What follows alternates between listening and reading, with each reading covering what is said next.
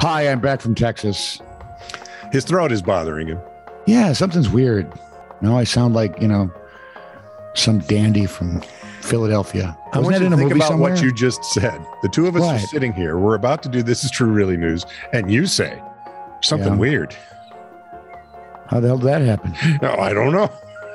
Just imagine. Makes no sense to me. It's the whole premise of the show. Oh, yeah, that part. Oh, I get it. You got to quit missing rehearsals. That's all I'm saying. Or at least come sober. We have them now? We've always had them. We just never show up. What? Sober? No. Showers? No. Rehearsals. And I'm the weird one. What we would like is to thank you for liking, subscribing, and following This Is True Really News. And we would like you to have your friends like, subscribe, and or follow This Is True Really News. So send us their phone numbers, and we'll call each and every one of them. Personally. If you don't send us your phone numbers, we'll visit them and make them feed us dinner. And we'll make a mess. Have you figure how we'd be in? Really? You really can't take us anywhere. This is True Really News with Scott Combs and Tony Vercanis. All the news you're about to hear is true. Really? As far as you know. So, Shelby County paramedics were called to... Shelby! I have a granddaughter with that name. That's right. Her favorite line of late is, I'm almost an adult, Oh, good. Then she's going to enjoy this one immensely. I have doubts about that. Do you know what she wants to become? Would she... Well, her first goal is to become an adult. And then... September 11th, we'll take care of that. Okay. Because she'll be 8 freaking teen. I have an 18-year-old granddaughter who's going to go through her senior year in school, 18. Man, are you old? I went through this with my son. This was not good. Is she going to be like her mom in the medical field? No, sure. Okay. Maybe. Well, Kara might like this one. Okay. And you can ask her if she's ever had to deal with it. I don't believe she ever listens to us. Well, you may have to ask her. I believe you pissed her off that one time. And what? When I told her I seen her naked when she was 6 months old?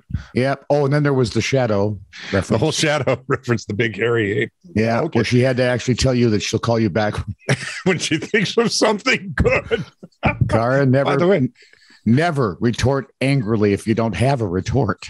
By the way, I'm still waiting for the call. Has your number changed? Maybe she can't get a hold of you. Okay. None of them has changed from that time. I'm in good shape. All right. So Shelby County paramedics were called to answer a medical emergency concerning a serious accident involving a farm animal, that's what medical emergency people do. Yeah. And it's frequent in rural areas. Yes, it is. Upon arrival, they found 57-year-old Christopher Adams, inebriated, bloodied. There we go. Good. You swallow that? And naked on a hen house floor with a loudly clucking 5-pound chicken sticking out of his backside. Just let that marinate for a second. Oh, I'm trying to forget it already. Paramedics tried to remove the agitated bird from its uncomfortable perch, but seemed to have forgotten the tool for dislodging chickens from people's backsides. Sure, they had the tool for dislodging turtles and lobsters, but the chicken tool was nowhere to be found. According to Dr. Aurelius Thomas, the bird was dying of suffocation when it got here. It had already badly lacerated the patient's bowels in a desperate attempt to get out. And remember that? No. Yeah, that goes right there too. It was still gashing at it like crazy. When the hen was finally extracted 7 hours later. Now that would be a pain in the. Yep. Suffering only minor physical injuries. The bird. Yes. While Mr. Adams required 7 blood transfusions and more than 780 stitches. Doctor. I have a question running through my head. You know that, right? Yeah. Well, yeah. Carry on. Dr. Thomas says, I don't really know how the bird got there. That's my question. Getting it out was so complicated and damaging. I can't imagine getting it in could have been any fun either.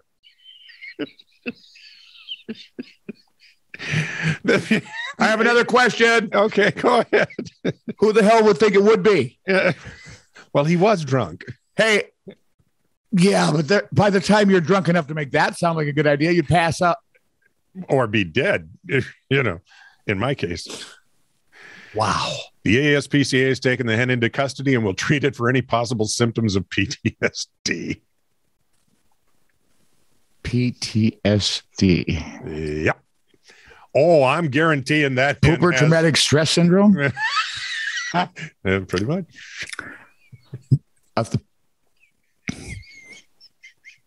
just can't imagine. You walk in on the scene and you look at your partner and you go, well, there's something you don't see every day, Chauncey. At that point, I'm just backing away, head back to the truck and tell them we can't find it and they'll send somebody else. Pretty soon you've got the entire EMT for the count. Every EMT they're all looking at news channels are. Yeah. And every one of them is doing this. Huh. What the hell is that? Oh, I know what that is. That's a chicken in a guy's butt. Authorities say that an Alabama man is behind bars after he tried to pull off a big theft. Ooh. Oh, yeah. Sheriff's deputies of Chilton County were called regarding a theft in progress on County Road 358. When they arrived, they met the owner of a wrecker service, right? The old tow truck guy. Yeah. Yep. Who was attempting to move a crane. Okay. With a tow truck? Big 70-ton. Yeah. With a well, I mean, if they break down, they've got to be moved somehow, right? Well, yeah, but don't you bring in a semi-wrecker for that? I have no idea. Okay. Never actually been that concerned. Yeah, well, I look crap like that up. The man who hired the wrecker, now I'm back to that chicken, thanks a lot. The man who hired the wrecker didn't actually own the crane. Okay. So he worked for the company. He wanted the owner to pull the crane out of a wooded area where it was sitting at the time behind a residence. That was his story. He just wanted it. Well, let me say, the suspect was Johnny Mims. He told the wrecker driver that the crane was given to him and that he planned to have it scrapped for cash. I found it. It was just laying there. The owner helped. Owner of the wrecker. But after pulling the crane onto the roadway, the driver remembered moving the crane a couple of years prior for a local company. So he contacted the owner. And they said he had not, in fact, given that crane to anyone that he could remember. And believe me, if you give a crane to someone, you remember that. And said, please don't move that crane. Well, we're a little late. We're past that shipment. That's it. That donkey has sailed. That's what that jackass has varnished. Exactly. That's when the owner of the wrecking company called 911. Sheriff's deputies arrived. Mims. Some people should take those tests to find out what they'd be good at. Mims tried to drive the crane away. Oh, good Lord. I kind of wished he would have, because I think the chase would have been intriguingly fun to watch. Yeah. But he couldn't. Cops running alongside. Just pull the darn thing over, would you? Ended up putting it in a ditch and couldn't get it out. So the wrecker gets paid twice. Nice. So before deputies even made it to the scene, Mims hoofed it. Okay. Investigators were able to identify him, though, took him into custody the next day. He was arrested both on an outstanding probation violation order and, oddly enough, first-degree theft of property. Heavy property. Why in God? Okay, there's a lot of metal there, but there's got to be an easier way. Right, because chopping that thing up for scrap. Got to be an easier way. Yeah, there has to be, unless he can give him the whole truck. I mean, they were taking out the whole crane. I get that. Yeah. But don't you suppose, the yard would look at it going, the hell am I going to do with this? I don't have a crusher that big. Wait, maybe I could crush mine and use this one. An unidentified 36-year-old man bought some items with a rewards card at a sporting goods store in Wyoming. What? Who was he? An unidentified 36-year-old man. No, he wasn't fun out of. He wasn't unnamed. He was just unidentified. Anyway, That maybe his parents didn't even worry about that. Yeah, well, let's just name him Unidentified Jones. In any case, he bought some items with a rewards card and at a sporting goods store in Wyoming, but did not pay for a pair of sunglasses and ammunition, which he'd stowed in his pockets. Same man returned about 3 hours later and asked for a job application. This is your bottom of the barrel criminal right here. Was this anywhere near Alabama? No, it was Wyoming. Well, if you're on Saturn, Wyoming and Alabama are right next to each other. I'm just thinking, because that could be that Sims dude, man. He's not that bright. This time he left the store with 2 more pairs of sunglasses because he's got 3 heads. I don't know. The suspect whose job one for each eye?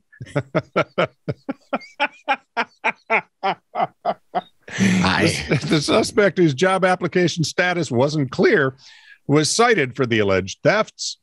Police say they recovered the items. I wonder if he was applying for like a theft prevention job at the store. Store detective, yep, right there. I can man that stuff. I'm really good with computers. Massachusetts man says he has the answer for those of us singing the blues about the stratospheric gas price. Oh, good. I have several ideas, like, turn the pipelines back on, let the drilling begin. Nope. Nuclear Rick Madeira power. of Fall River, Mass. has taken to riding his, and I didn't know there was such a thing, riding his electric unicycle to work. Not only does it save on gas, but it cuts his commute time in the process. Because everybody else is stopping to look. He can just zip right past them. Madeira's Gotway Nikola Plus, because Tesla is used everywhere. It has no seat or handlebars, just places for his feet. I think I've seen those. It can go 70 to 80 miles on a charge, reaches speeds of up to 40 miles an hour. Oh, that's what scares me. Yeah, but that's also what intrigues me. He rarely goes that fast, but if you let those out in public, there'd be people who try it. Well, hold my beer and watch this. I'm going to try to jump the house. It now takes me 4 minutes to get to work versus about 8 minutes in a vehicle. You dipstick. Why don't you walk? Jinx. He's allowed to ride this creature on the sidewalk, but usually sticks to the road, keeping to the shoulder when possible. That would be good. He can also move up to the front of the line at red lights, like cyclists. Duh. His advice to those interested in buying an electric unicycle, which sell for about $2,000: wear protective and reflective gear and be respectful of pedestrians. You wear the protective and reflective gear so the big vehicles don't hit you. And pay attention to pedestrians because they can do damage to you. You're on a unicycle, for God's sake. He said in his most Nostradamus-like voice, it's the future. In 10 or 20 years, I'm sure I won't even have to bring it up. No, it's not. It's not. You're just a maroon. No. The future, teleportation. Flying unicycles. Nope. Get the unicycles out of there. There's balance required there, dude. And I don't know about you, but as I get older, balance gets wobblier. The big quadcopters are kind of cool. Have you seen those? Those 2-passenger quadcopters? No. They're very cool.